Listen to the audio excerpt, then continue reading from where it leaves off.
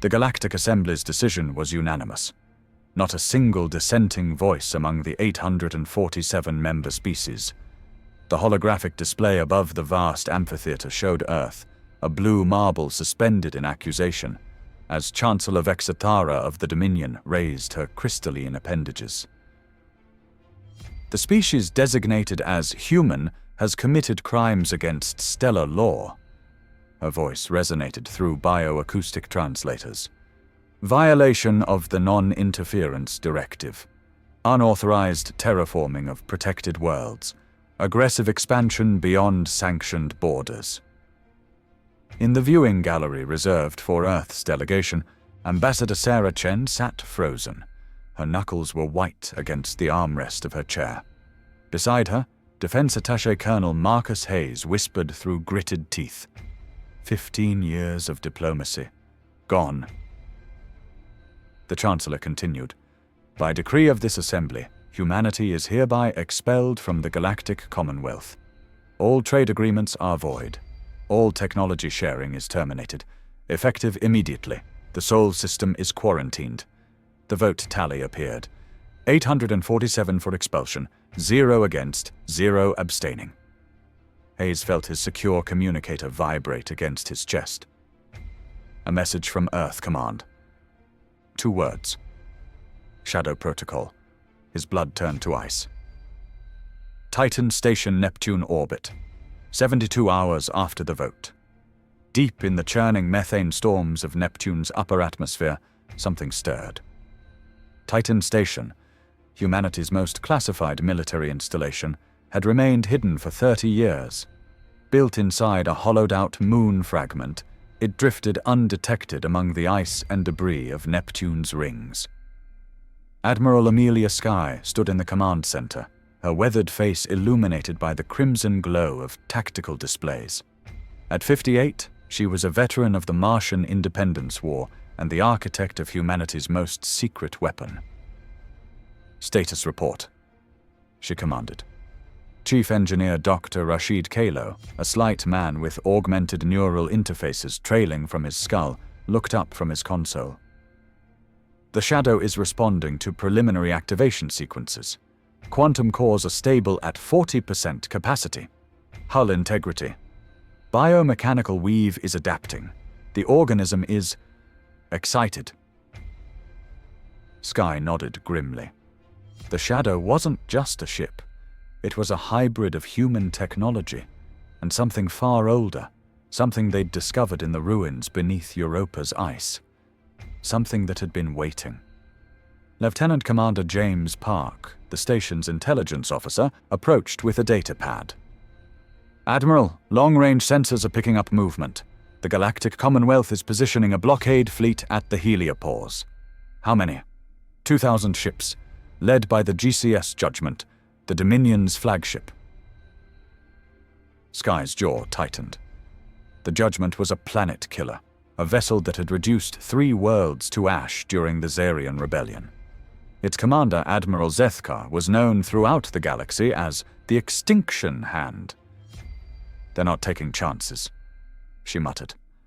Time to full activation. Dr. Kalo's neural interfaces flickered. 18 hours. But Admiral, once we wake it fully, we can't control what happens next. The galaxy made their choice, Skye replied. Now they live with ours. The heliopause, aboard GCS Judgment, Admiral Zethkar stood in the cathedral-like command chamber of his flagship, his forearms clasped behind his chitinous back. The Cathari were an ancient species, evolved from arthropod stock, with exoskeletons that gleamed like polished obsidian. His compound eyes reflected the tactical hologram before him. Sol system, outlined in hostile red. Status of the quarantine perimeter. He clicked in his native tongue, translated instantly by his command collar. All vessels in position, Admiral, replied his tactical officer, Commander Yixatai. Long-range scanners detect no human vessels attempting to breach the barrier. Zethkar's mandibles twitched, the Cathari equivalent of a frown. The humans accepted their fate too easily. They are a species known for defiance. On the bridge's vast view screen, Sol appeared as a distant yellow star, unremarkable among millions. But Zethkar had studied human military history. Their species had a disturbing tendency to find victory in defeat, to discover weapons in their weakness. "Deploy deep space reconnaissance drones," he ordered. "Full spectrum scan of the outer system. If the humans are planning something, I want to know about it."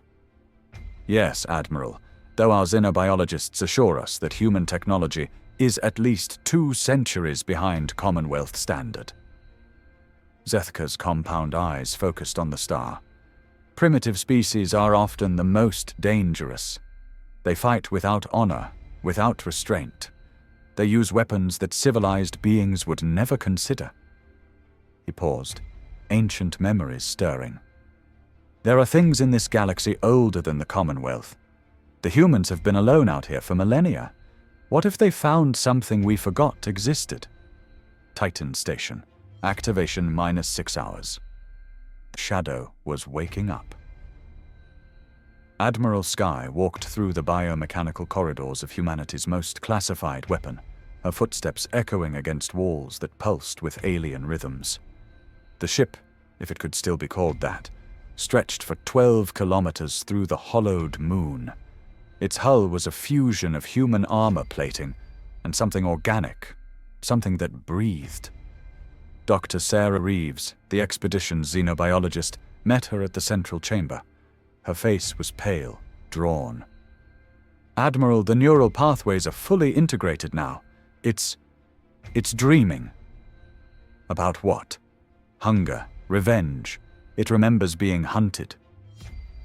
They entered the heart of the shadow, a vast spherical chamber where human technology melded seamlessly with alien biology. Nerve fibers thick as tree trunks pulsed with bioluminescent patterns. At the center, suspended in a web of organic conduits, was the consciousness they'd awakened. The entity they'd found on Europa wasn't the first of its kind. It was the last. "Show me," Sky ordered. Reeves activated the neural interface. Images flooded the chamber, memories from eons past. A galaxy-spanning civilization, beings of incredible power who shaped worlds with their thoughts. And then the war. The Commonwealth's predecessors, young species who feared what they couldn't understand, united in genocide. They called them the Architects. Reeves whispered. The ones who built the first hyperspace gates, who taught younger species to reach for the stars. But fear won over gratitude. The images showed the final battle. Architect ships, beautiful and terrible, falling to overwhelming numbers. The last survivors fleeing to the galaxy's edge, going into hiding. Waiting. "This one," Sky said, understanding. "It's been waiting for revenge. Not just revenge, Admiral. Justice. The Commonwealth claims to represent order, but they're built on the bones of their betters." A new voice spoke, not through speakers, but directly into their minds. Ancient, patient, terrible. "I've slept long enough." GCS judgment. Detection. -3 hours. The first sign was the gravitational anomaly. "Admiral," Commander Yixitai's voice cracked with strain. "We're detecting massive spatial distortions in the Neptune system. Gravity waves like nothing in our databases." Zethica's compound eyes focused on the tactical display. Numbers scrolled past. Energy readings that should have been impossible for human technology. "Could it be a black hole?" "Negative, sir. The pattern is artificial, controlled." Another officer, a pale ethereal Vorthak with translucent skin, glided forward. "Admiral, our deep space drones are going offline one by one. Last telemetry shows something large moving through the outer system." "How large?"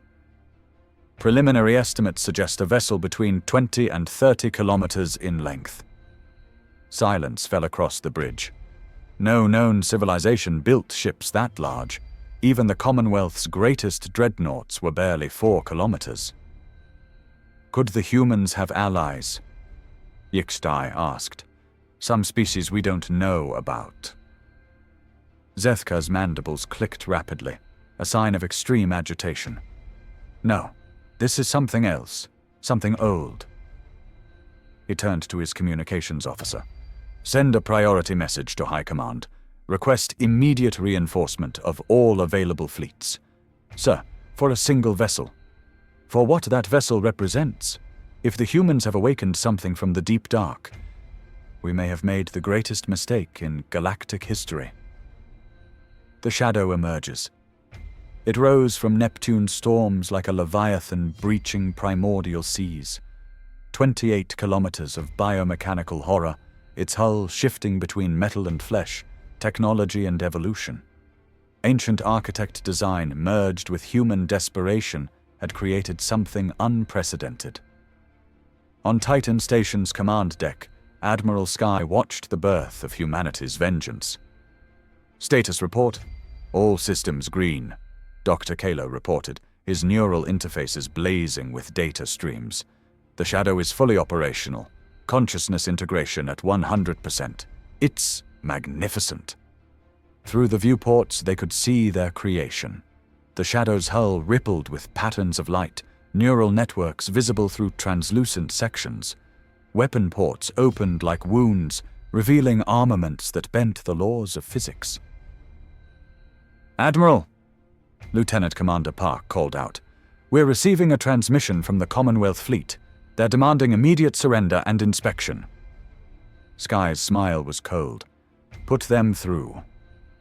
The main screen flickered to life, showing Admiral Zethka's insectoid features. His compound eyes reflected the tactical displays around him. Human vessel, you are in violation of quarantine protocols. Cease all movement and prepare to be boarded. Admiral Zethka, Sky replied calmly. I am Admiral Amelia Sky, commanding the UHFS Shadow. You are trespassing in human space. Your species has been expelled from the Commonwealth. This system is under military occupation.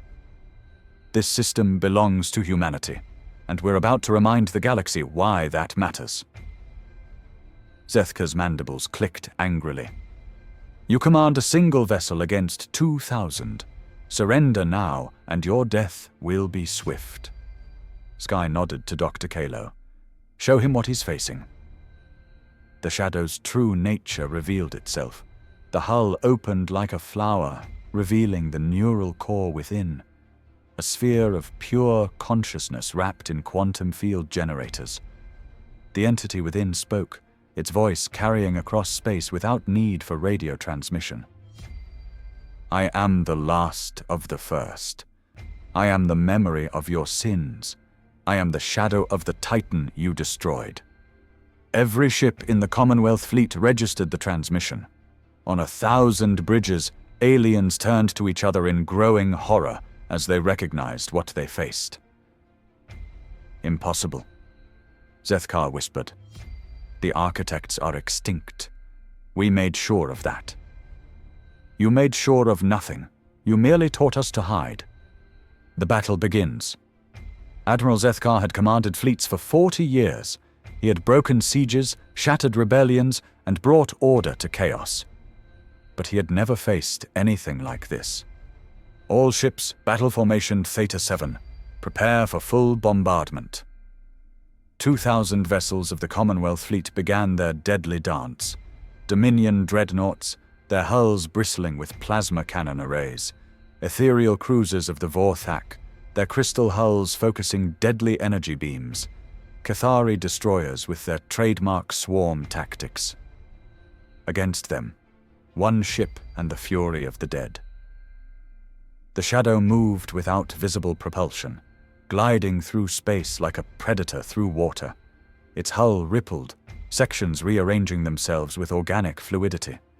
When the first salvo struck, the impact simply disappeared. Where did our fire go? Commander Yixtai demanded. On the Shadow's bridge, Dr. Reeves monitored the absorption patterns. It's not destroying the energy. It's consuming it, converting it to biomass. Each weapon strike fed the creature. Plasma bolts were metabolized, particle beams were digested, kinetic rounds were incorporated into its structure.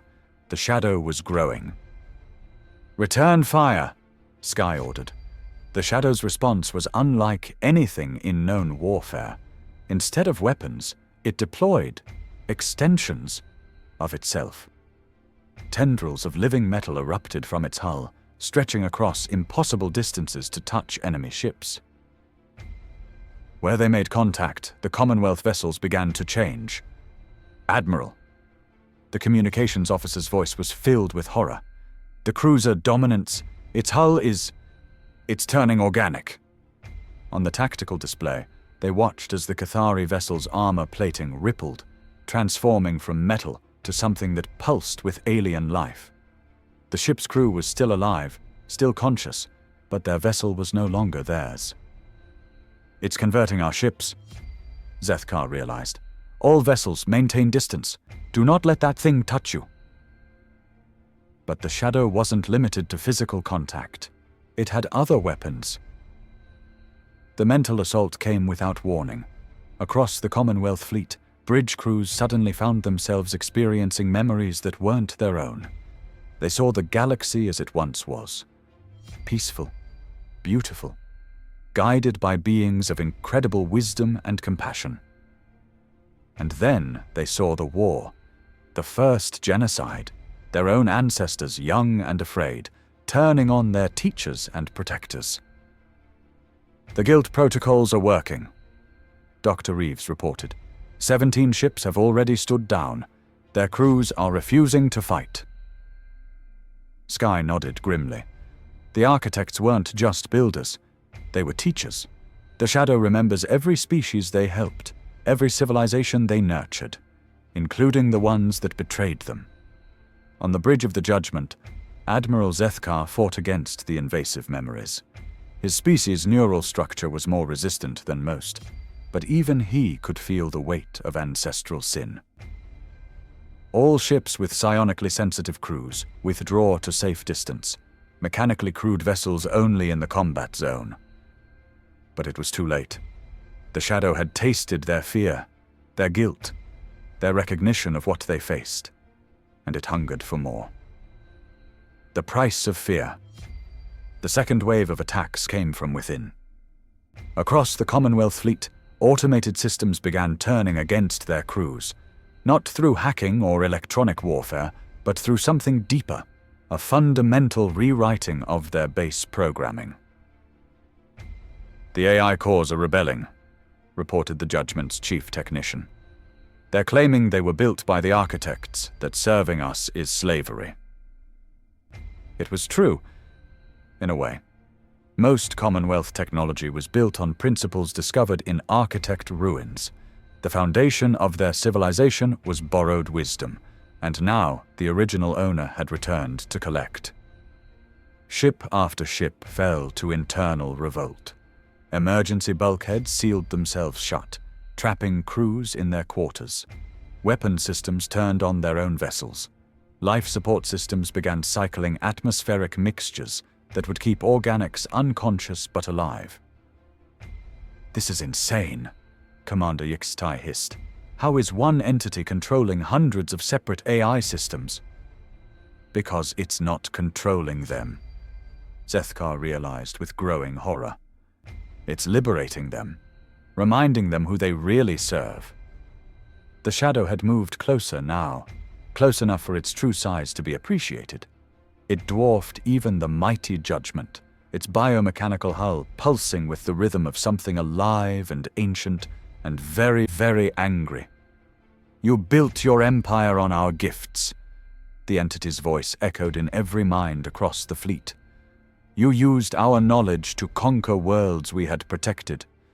You perverted our teachings to justify genocide. We were defending ourselves." Zethkar broadcast. "Your people would have enslaved us. We taught you to reach the stars. You repaid us with extinction." The Shadow's hull opened again, revealing weapon systems that had no names in any database, structures that existed in more than 3 dimensions, artillery that fired concepts rather than matter. When they spoke, they rewrote reality in a localized area around their targets. The first discharge hit a Dominion battlecruiser. The ship didn't explode, it simply stopped existing in the conventional sense. Its mass remained, its crew remained, but the concept of hostile warship was erased from local space-time. What remained was classified as a monument to failure. 12 more ships suffered similar fates, converted not to allies, but to warnings. "All ships, emergency jump," Zethkar ordered. "Fall back to Proxima Station." But hyperspace wouldn't accept them. The shadow had somehow sealed local space, creating a battlefield from which there was no escape. "You will bear witness," the entity declared. "You will carry word of this day. But first, you will understand the price of your sins." Humanity's choice. On the Shadow's bridge, Admiral Sky watched the destruction with mixed feelings. This was victory, but at what cost? "Admiral," Dr. Reeves called out, "I'm reading massive power spikes from the neural core. The entity is preparing for something big." Through her neural link to the ship, Sky could feel the Architect's intentions. It wasn't satisfied with defeating this fleet. It wanted to reclaim the entire galaxy, to restore the civilization that had been lost. It wants to convert every Commonwealth world, she realized. Turn their populations into something else, something more worthy of the Architect's legacy.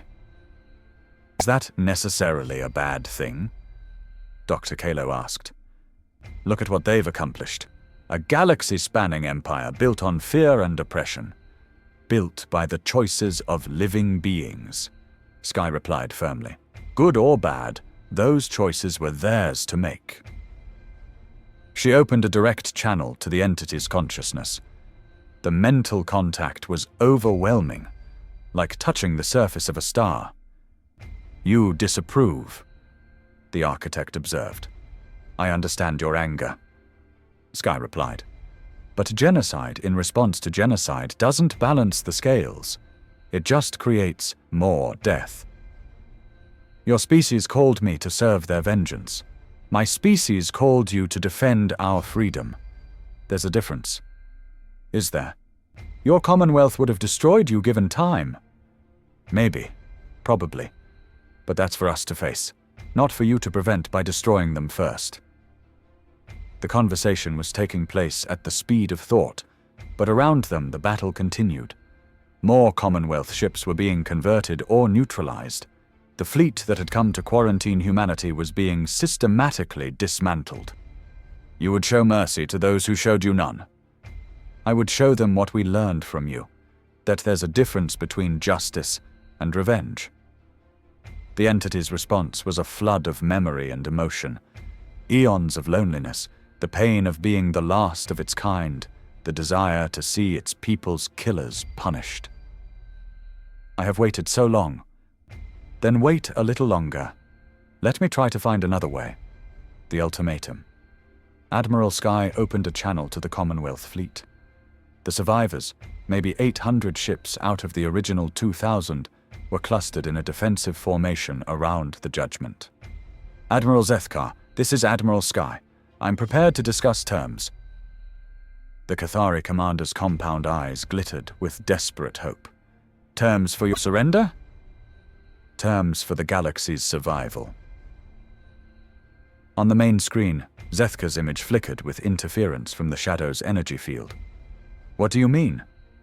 You came here to enforce humanity's quarantine, to keep us locked in our system like dangerous animals. But you've seen what we found out here in the dark. Do you really want us to stay angry and isolated? You want to rejoin the Commonwealth. I want to prevent a war that will destroy civilizations. The entity you're facing isn't just angry at you, it's the last survivor of your people's first genocide. It has the power to reclaim this galaxy by force. Zethkar's mandibles clicked nervously. And you can control it.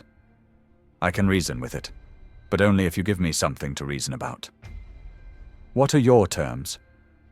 Sky took a deep breath. This moment would define humanity's future, and possibly the galaxy's. First, the quarantine ends. Humanity is restored to full Commonwealth membership with all rights and privileges. Impossible. The vote was unanimous. The vote was based on incomplete information. Your people need to know what's really out here in the dark, what your ancestors did, what's still waiting to be awakened. She gestured toward the shadow, which had grown even larger as it absorbed energy from the battle. This entity isn't unique. There are more of them, sleeping in the ruins of dead civilizations, waiting for someone to be foolish enough to wake them up. Zethkar's compound eyes widened. More?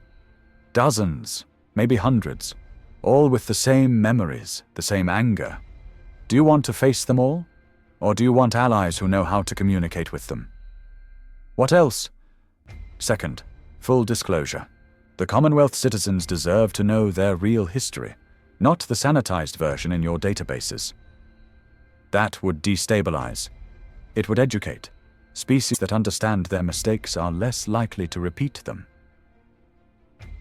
And third, Sky smiled coldly, a new understanding. Humanity isn't your enemy, Admiral. We're your conscience. The galaxy has forgotten how to feel shame, how to recognize when it's become the monster it once fought against. She turned to look at the shadow through the viewport. The entity was listening, evaluating, deciding whether to accept this alternative to galactic conversion. Your choice, Admiral.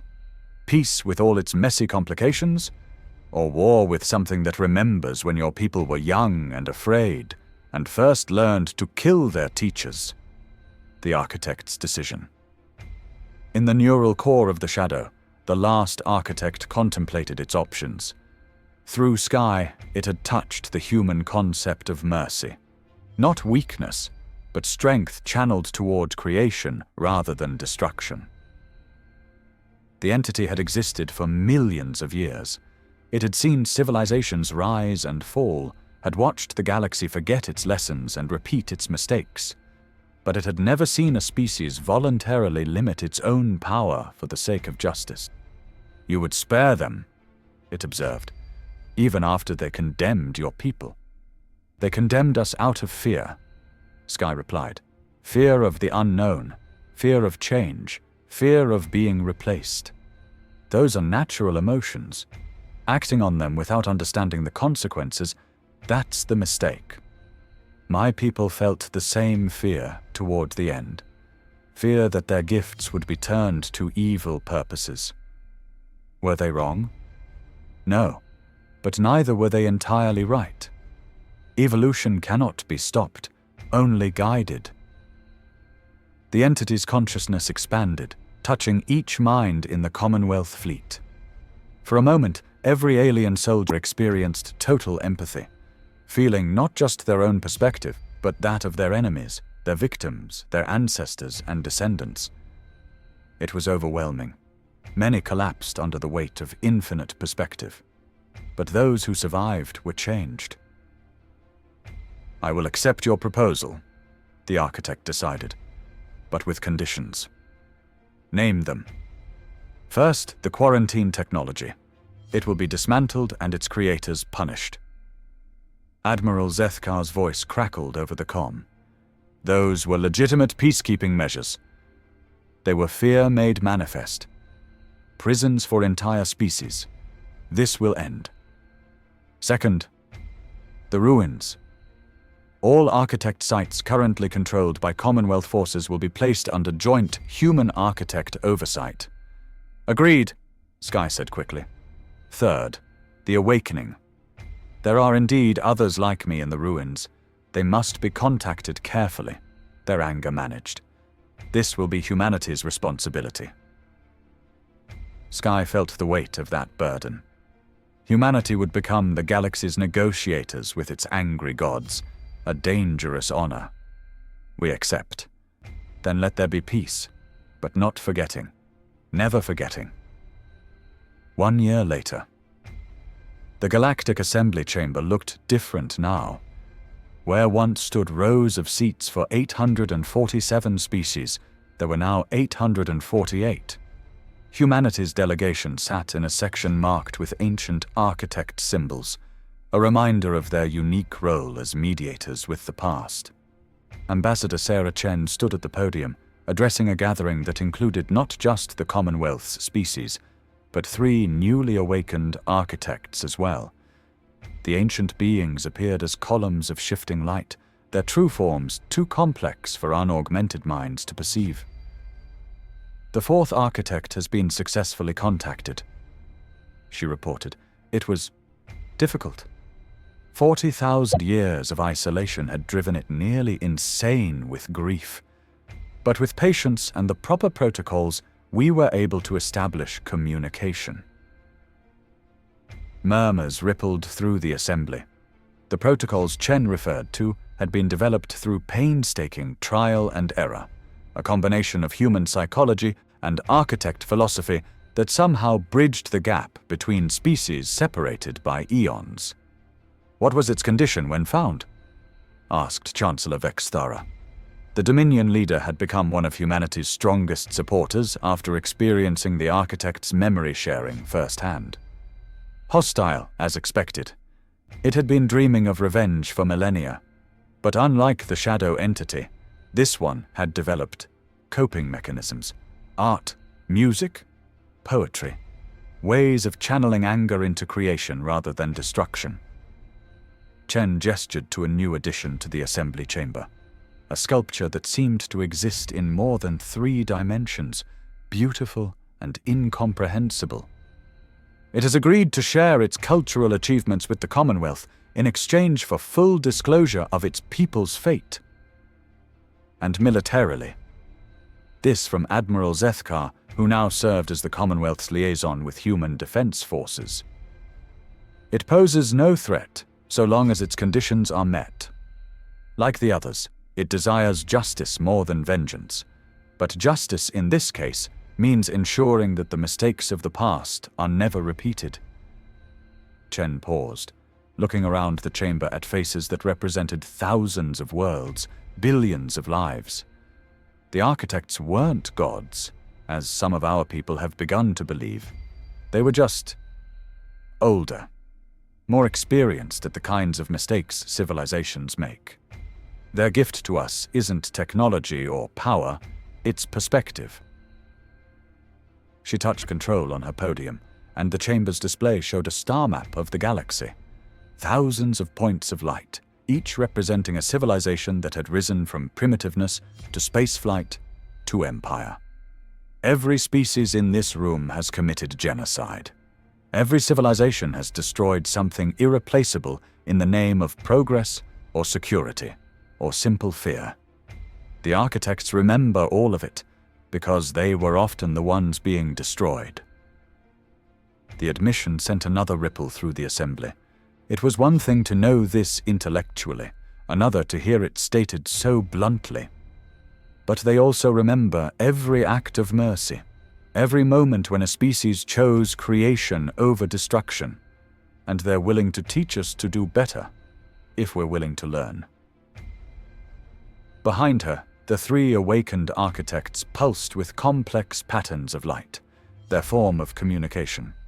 Through the translation matrix humanity had developed, their message came through clearly. The choice, as always, is yours to make. The shadows vigil. Far from the assembly chamber, in the cold space beyond Neptune's orbit, the shadow maintained its lonely vigil. The entity that had once been consumed with revenge had found a new purpose, watching the darkness between stars for signs of other awakening ancients. Admiral Sky, now in her 60s, still served as the ship's commander. The years had changed her, just as contact with the architect had changed all of humanity. She was more patient now, more willing to think in terms of centuries rather than years. "Contact on long-range sensors," reported Lieutenant Park, now promoted to commander. "It's big and old." Sky sighed. Another one awakening, drawn by the psychic resonance of their active architect allies. Each contact was a potential catastrophe or opportunity, depending on how carefully they handled the initial approach. Analysis. Based on the energy signature, it's been sleeping for at least 50,000 years. That makes it older than any we've contacted so far. More dangerous. More hurt, corrected Dr. Reeves, still serving as xenopsychologist despite numerous offers of prestigious positions elsewhere. The older they are, the longer they've been alone with their pain. Through the neural link, Sky felt the Shadow's original consciousness stirring.